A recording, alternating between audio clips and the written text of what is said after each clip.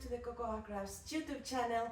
Today I'm going to talk about the new Kaleidoscope Quilt pattern that I released last week. So I'm going to talk about the samples, I'm going to talk about a new tutorial that I'm going to release I think next week. And yes, it's going to be just about this pattern. So yeah, I hope that you like the video and that you then feel like you get the quilting bag and then you would like to start quilting yourself, or maybe if you are already a quilter you would like to try this design. So yeah, let's start. Okay, so I wanted for this quilt to be the perfect quilt for a beginner. So a beginner quilter or a dressmaker who wants to start a new quilting journey, like to start quilting from scratch. I think it is a great design if you are, like a beginner. It's got two main blocks that I will show you in a second, and those blocks repeat themselves all along the quilt depending on the size. It's got 5 sizes from baby up to king, which is pretty big, for like a big bed. And also you've got the half square triangles, which is one of those blocks units widely and hugely used in the quilting world in many patterns, not only in the Kaleidoscope quilt. And that's really great to learn how to make those. There are, apart from the instructions, there are tutorials on my blog on the Learn to Quilt section. I'm gonna leave all the links below. So it's great to learn how to make those squares. And then there is also learning how to nest seams so that all the pieces, this quilt is great for that because there are so many squares that you need to be really mindful on how to make them all match together like a jigsaw or like a puzzle. And then you will also learn, I have my little note in here, how to square up blocks. So usually when you make half square triangles, you end up with a block that is just a little bit bigger than what you want for your finished square block to be before being attached to, stitched to other units. So I also show you how to do that. So there are many blog posts on my website, on the Cocoa Crafts website, the Learn to Quilt section, so you will learn how to do all these things. I think it's great for beginners, so just to have that in mind. I'm going to start with the first sample. I love showing you my samples because it takes time, so it's always nice to show you this. So I usually do one version in prints and then one in solids. The print version is this one, is the baby size, so this is the smallest one. This one is great if you wanna put it, on an armchair or maybe on the wall, or just to be as a present for someone who has just had a kid or for yourselves. So this size is really manageable if you're a beginner quilter. So that's always good for, maybe because of the quilting part. The making a quilt top of a, throw, twin, double, even king bed, it can get a little bit too much when you're joining all the blocks together, but it's the quilting part that can really be hard if you're a beginner. And I will show you something about the second sample soon.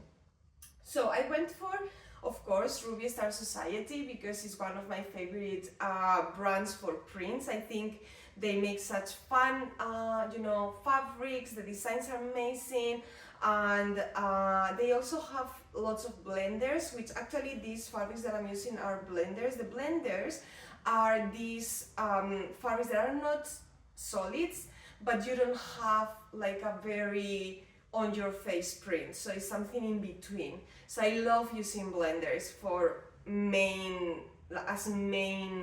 fabrics for a quilt. I really like that. So all of these are from the Starry collection. So yeah, I went for kind of a different color palette that I usually do. but I want to always with my samples get out of my comfort zone and do something that it might like you know, like maybe um, I'm finding someone there who's like, oh, I love those colors. Maybe they're not mine, but maybe they're yours. And also there's a blog post on the website about alternative layouts and other print color options, and of course you can just make it your own basically, which is great with quilting. So yeah, this is the version, and as you can see, this is one of the blocks and this is the second block that then it repeats, you know, itself. They repeat themselves along the quilt, and these are the half square triangles. You can see there are many of them, and you can see this is a quilt with many seams at the back of the quilt top, so it's also a great opportunity for you to learn how to press properly. You do all the seams, most of the seams open, so I think it's also, yeah, a great challenge for someone wanting to, you know, start quilting and learning the basic with a fun design that has, you know, these kind of challenges. Then for the backing, I went again for Ruby Star because it's a print. So this is the Sugar Cone collection, and it's so fun. These are like gummy bears. You can see all these pictures like a close-up on the website, and I really think it's so fun that you have, you know, all these gummy bears at the back. And in lilac and pink, I had to go for colors that I love. Then I put on a label from Sarah Hartz, which is one of my favorite label designers for, like, you know, quilts and clothes.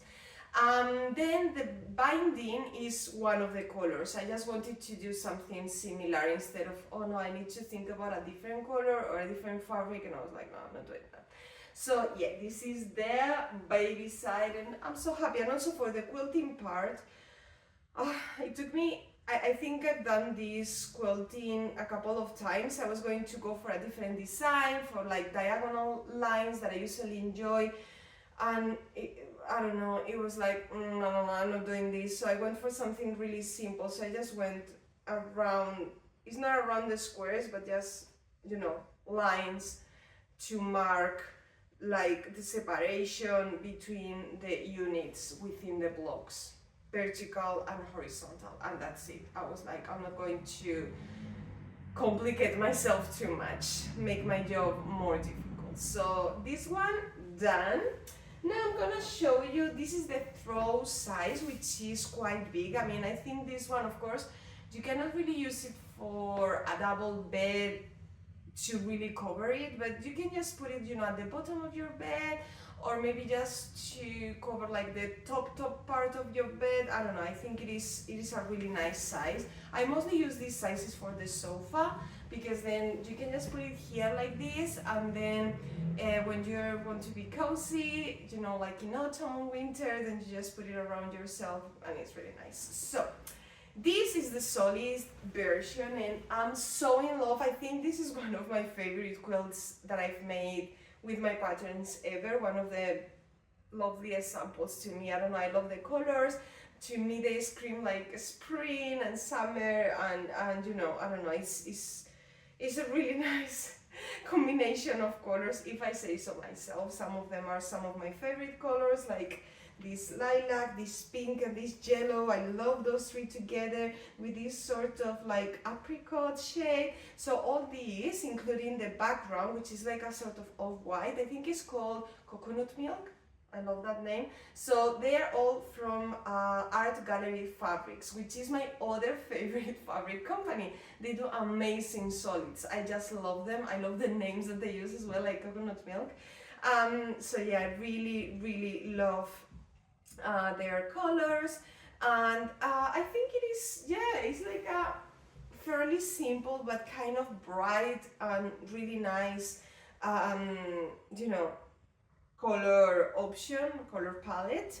And this one is the throw, which is the next one after the baby. So you can tell already that it's quite big. I mean, I can wrap myself around, and I can put it on the bed. You can put it on top of your bed just as decoration. And I don't know, it's really nice. And I also use the same color for the binding. And for the backing, I went for another Ruby Star amazing print from Sugar Cone. I mean, these are straws. curly straws. These are amazing. And the background is lilac, of course. This one I went all for it with my favorite colors. So I really like it. Imagine a dress made out of this fabric, or you know, anything is so fun. Anyway, so I really loved that one. And then for the quilting part, I started quilting this quilt, of course. I was like, I can do it, doesn't matter, it's big, I don't have time, that's fine. When I started quilting it, I think that, you know, it wasn't even halfway, of course, it was just like a quarter or something like that, and I was like, Anna, what are you doing? Send it to a long armor, you know, use your time for all the other million things that you have to do in your business, and that's fine. So that's what I did. I sent it to Quimera Patch, which is outside of Madrid, where I'm at the moment, not for long. And yeah, she does an amazing job. She's really, really sweet. She's a really sweet woman. And she has done some of my past samples as well. She's quite affordable, and I don't know, she's really, really nice. So I went for this curvy design. These are just curves, basically separated by an inch. And I wanted to use curves because I think this design has so many straight lines that you really need something to break them up a little bit and give it a little bit more movement to the design. So I went for this. I used this you know, curvy wobbly design in the past as well for one of you know, someone else's patterns. I made a quilt with their pattern, and it was as well many straight lines. So I was like, let's break that and do something else. And I'm not really into very intricate, even though I love looking at them, I'm not really a huge fan of intricate quilting designs, like lots of flowers, I don't know, things going on. I prefer, you know, like maybe like I don't know how to call those, like little like drops, or you know, something fun and easy. So we went for this. The thread is like a sort of lilac, but you know, pearl lilac, like a little bit of, you know, glossy bit in there. So yeah, I don't know, I really like it. I think it looks cool and super cute. So this is the throw size. Then of course you have the other three sizes: the twin, the king, and the queen, sorry, and the king. So you can have a really big kaleidoscope quilt. And regarding the name of the design, I don't know, I felt when I saw the design, when I finished designing it, and I was using this software, and I was like, it really looks like when you look through a kaleidoscope, you know, like when they just start turning it and then you have all these like triangular shapes and things, and I was like, yeah, I think I'm gonna call it that. Even though I was not sure, yeah, I went for that one. So there it goes. And last, I want to show you something else which will be up on the blog next week. So I know that many people who are dressmakers or have never done a quilt before are really scared of starting a quilt, and I totally understand that it can feel very overwhelming. Even though I really recommend it. I mean, you can always go for the baby size and then you can really manage. At least from my point of view, when I started quilting, I think it was okay. So I created this cushion. So it's one of the two blocks from the Kaleidoscope Quilt, what I call the second block, or block B.